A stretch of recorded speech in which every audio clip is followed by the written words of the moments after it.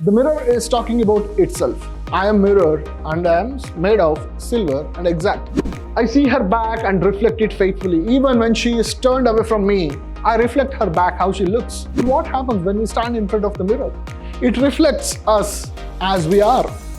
Therefore, the mirror reflects our unpresentable self.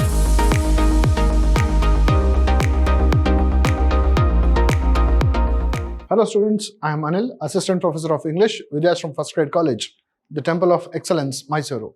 In this session, we are going to look at a poem titled Mirror for the students of second semester BBA. In this module, the poem Mirror by Sylvia Plath. In this session, we are going to look at the poet who has written this poem and the poem in detail and summarize it. Sylvia Plath is the poet. Sylvia Plath is an American poet who stunned the English poetry readership with her disturbingly brilliant poems. And this is one such poem. Born in Boston, she studied at Smith College, Newnham College in Cambridge, England. A chronic victim of depression and other accompanying neurotic disorders, she was constantly at war with herself. So this condition of hers made her write such strong poetries. She started writing poetry in her high school days and went on to produce a good many poems in her short lifespan of 30 years. Due to such health complications, she survived only for 30 years, and in her 30 years, she wrote wonderful poems. The Colossus and other poems, Ariel, Three Women, a monologue for three voices, Crossing the Water, and Bell Jar, a novel, are her well-known works. She was married to poet Ted Hughes, and their marriage was marred by Hughes' acts of multiple infidelities. Her life has been influenced by all these tragedies. She had depression and an unfaithful husband, and this made her life so complicated. Sylvia Plath killed herself in a most gruesome manner in 1963. She committed suicide in a horrible way. And there is this one poem which talks about a woman. Now the poem titled Mirror. Here the speaker of the poem is a mirror. The mirror looks at a woman go from her girlhood to her adulthood and then to her old self. And it becomes a witness. And now this mirror speaks about that woman. Therefore, the poem starts with first person narration and the speaker is mirror. I am silver and exact. I have no preconceptions. Whatever I see, I swallow immediately, just as it is, unmisted by love or dislike. I am not cruel, only truthful. The eye of a little god, four-cornered. Most of the time, I meditate on the opposite wall. It is pink with speckles. I have looked at it so long, I think it is part of my heart. But it flickers. Faces and darkness separate us over and over. Now I'm a lake.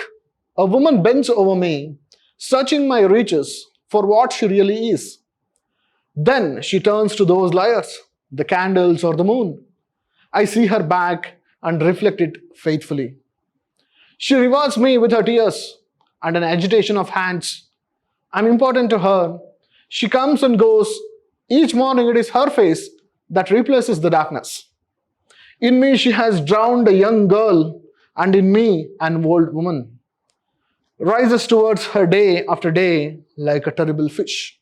This is the poem by Sylvia Plath. I am silver and exact.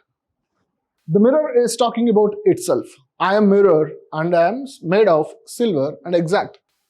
I have no preconceptions. I don't have preoccupied notions. I don't have prior information about anybody.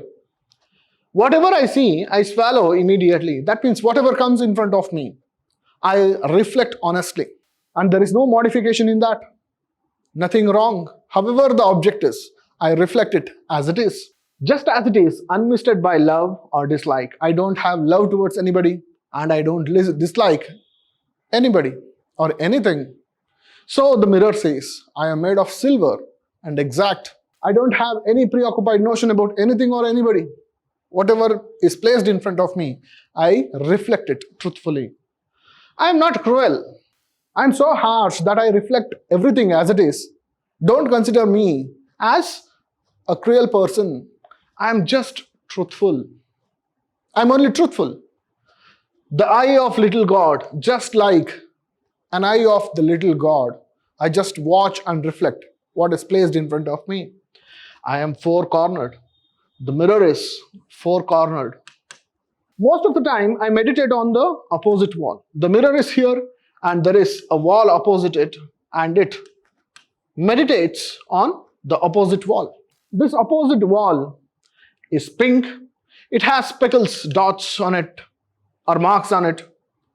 I have looked at it so long, I think it is part of my heart. I have looked at it so long. Now it has become part of my self, or part of my heart. But it flickers. So that wall flickers. That means it comes and goes on and off again and again. It flickers. I think faces and darkness separate us over and over. Faces and darkness. So when there is somebody to look at themselves, then the wall and the mirror is separated. When there is darkness, it separates wall and the mirror. So this is how the mirror is. Now I am a lake. Now the wall has a mirror, and that mirror takes the role of a lake. So when you see a lake, there is water. And if you bend here, what you see is your reflection. So that reflection is what the mirror is talking about. Now I become like a pond. Then a woman bends over me. A woman bends over me and she looks for herself. She bends over me. She looks at this, searching my reaches for what she really is. She wants to know who she is, what she is. She wants to know herself. She wants to know herself. Therefore, she bends over me. Then she turns to those liars. Looking at herself, then she turns to those liars. Who are those liars? Those liars are the candles and the moon. When people look at a woman, they describe her, they make her happy. When they make her happy, they are not actually truthful. They are very cruel. And the mirror says, I am not cruel, but I am just truthful. But the world is cruel. It is not following the truthfulness. I see her back and reflect it faithfully. Even when she is turned away from me, I reflect her back, how she looks. And I don't have any love or hate towards that woman. She rewards me with tears and agitation of hands. She rewards me for my honesty with her tears. She is really happy, but she has too much of pain. And for my sincerity, she rewards me with her tears and with an agitation of hands. I am important to her. She comes and goes. She comes often. She goes often because I am important to this woman. Each morning, it is her face that replaces the darkness. Every morning, this mirror witnesses the woman in it. It is her face that replaces the darkness. In me, she has drowned a young girl. When I become like a lake, she had drowned a young girl. And in me, an old woman. She is now aged, and now she has become an aged woman. Now she is an old woman in me, and she rises towards her day after day like a terrible fish. So she goes out to the world which is not so truthful. It only makes her happy just for making her happy. That's all. It is not truthful, and she wakes up daily towards this terrible world. Therefore, the poet says through the mirror that the mirror has remained a witness to a woman's happiness and her unhappiness and reasons for her unhappiness. It has seen her from her childhood to her old age, how she has transformed day by day by day. And here it talks about that woman's hardships, her struggle in life, and this has remained a witness for that woman. To summarize the entire poem, it goes like this. The mirror has an immense capacity for being heartlessly honest and chillingly unfailing. The mirror, like poetry, which many critics have argued the poem to be about reflects the world around it in a non-judgmental way. The mirror reflects the world in a non-judgmental way. People hoping to find their idealized images are shocked to discover their unpresentable selves reflected in the mirror. We all have our idealized images. We want to see that in the mirror. But what happens when we stand in front of the mirror?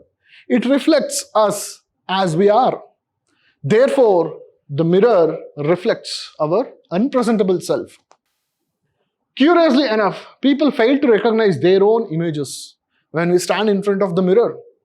It is metaphorically saying that we fail to recognize our own selves, for we have grown used to the misshapen views of our own selves. Like the woman in the poem, individuals are obsessed with their images in the mirror, degenerating gradually into non-existence. Like the woman in the poem, individuals are obsessed with their images in the mirror, degenerating gradually into non-existence. So this is what happens. And therefore, with the help of this mirror, Sylvia Plath has given a wonderful representation of how we want to have an idealized image of our own selves, but it degenerates in the mirror. Keeping all these things in mind, we have to appreciate how she has put or given a lifelike character to the mirror. And the mirror becomes a witness to the growth of a woman from her childhood till her old age. And it reflects all her emotions as it is, without any love or hatred towards the woman. Thank you.